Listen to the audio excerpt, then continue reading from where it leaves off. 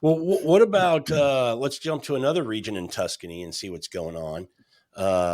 The wine of the nobles. Anything going on over there?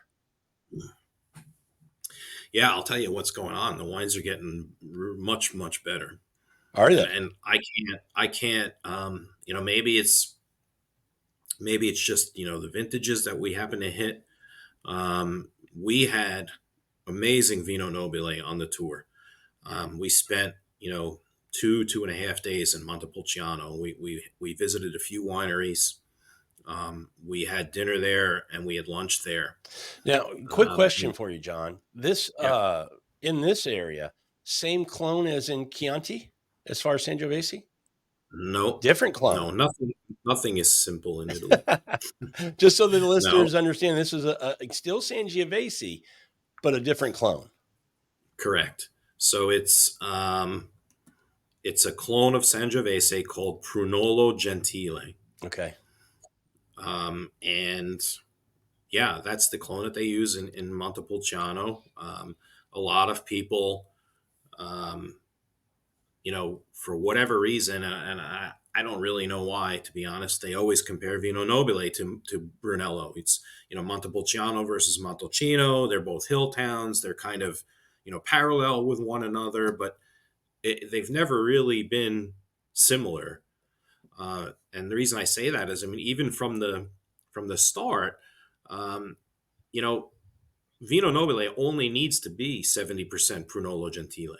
Ah, So where Brunello was always 100% Sangiovese by law. So a lot of the Vino Nobile, there's 30% there, and they can be, almost everything else. Just like in Chianti, they can use, Cabernet, Merlot, Colorino, Canaiolo, whatever they want. Um, Although again, a lot of producers are getting serious with, exalting Sangiovese. So a lot of them are 100% now. Um, Poliziano is a good example of how they do it a little bit differently. So they have their base Vino Nobile, if you will, which I think is about 85% Sangiovese, and then they put a little Cabernet and Merlot in it for the rest. But their higher end wines are 100% Sangiovese. So it's a little bit different. But as I say, over the course of a lunch and a dinner, we probably had, 6 or 7 different labels of the wines, plus, the two wineries that we went to, Boscarelli and Contucci. And the wines, across probably, we probably had 17s, 18s, probably 17, 18, 19, and 20, depending where we were. And the wines were just, beautiful Sangioveses, fresh, floral, really nice concentration, but yet easily approachable and ready to drink. I don't ever expect Vino Nobile to be the hefty, brawny wine that Brunello is. I don't see them being vinified that way by a lot of producers, but they're just so much, they're such gorgeous wines. And, I can't really think of one that's readily available around here that's more than $40. And the I spoke about Poliziano, but a Vignese, another great producer. They're organic, biodynamic. They really take care of their vineyards. 100% Sangiovese. It's $24 for their wine. So there's some really really exciting wines so to what find. do you attribute this to? Is this current producers that have been in the area for a long time that are just, to your point, you kind of made the comment earlier, they're taking it more seriously, or is it? I think that has a lot to do with it. Yeah. I mean, they're focusing on being, organic and biodynamic. A Vignese is certified. Solchetto makes beautiful wines. They're now certified organic, biodynamic. Boscarelli is organic, even though I don't believe that they're certified because of the way their vineyards happen to sit. But they're just, they're doing things better. They're learning more. They're improving their vineyard practices. They're um, but it's funny. Like we go to Contucci, who um, they've been in the main piazza. They have their palace where the family lives. A couple generations of family live right in the piazza in Montepulciano. The wine cellars are under the palace. It's a crazy thing to see. It's again a benefit of my tour because most people don't go down there, but they're making wine down there the way it was made, 1,000 years ago.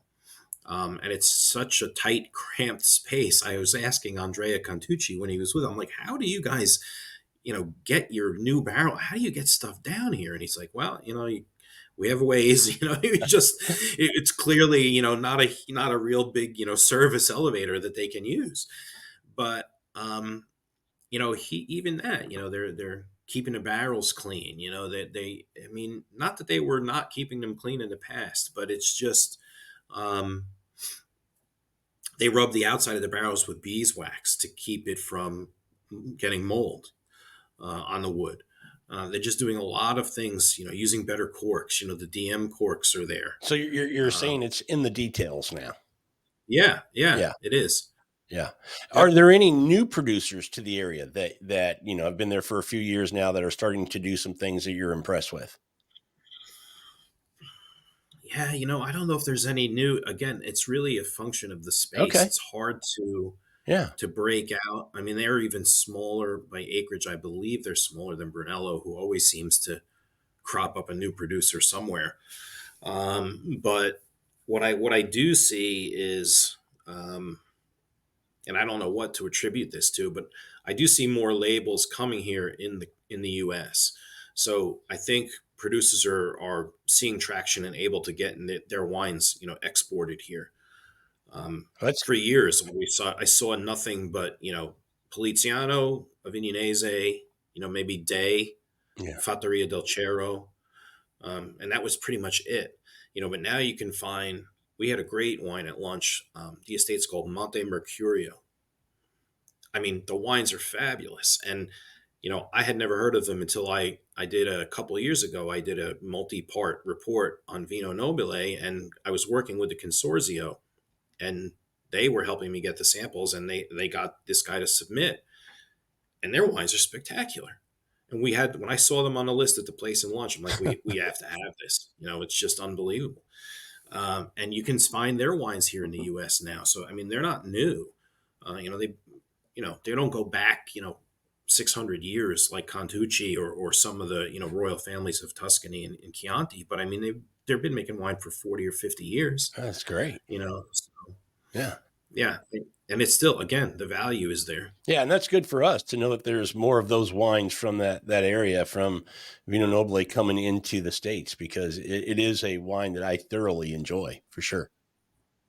Yeah, and it's like the feeling is kind of validated for me. When we take the tour groups there, um, and they buy a bunch of wine.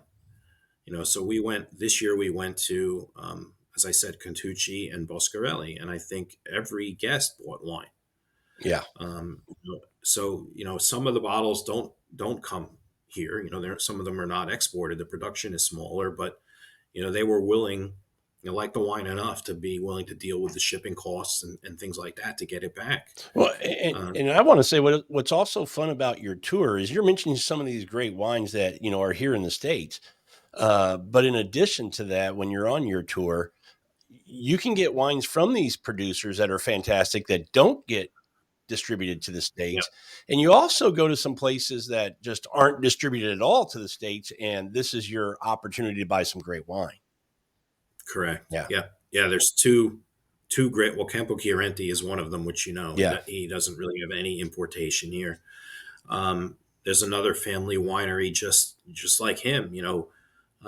In they're actually in the Montecucco DOCG, within sight of Castello Bonfi. I mean, that's how close they are to Brunello. It is just a small creek that separates their property from the Brunello zone. They make beautiful wines. We stop there every year for a tour tasting, and we have lunch. And everybody buys their wines. They grow their own saffron. Everybody buys the saffron. It's just a beautiful, beautiful afternoon. But those wines, again, their most expensive wine I think is 26 euro, and it's a Sangiovese Reserva that's absolutely outstanding.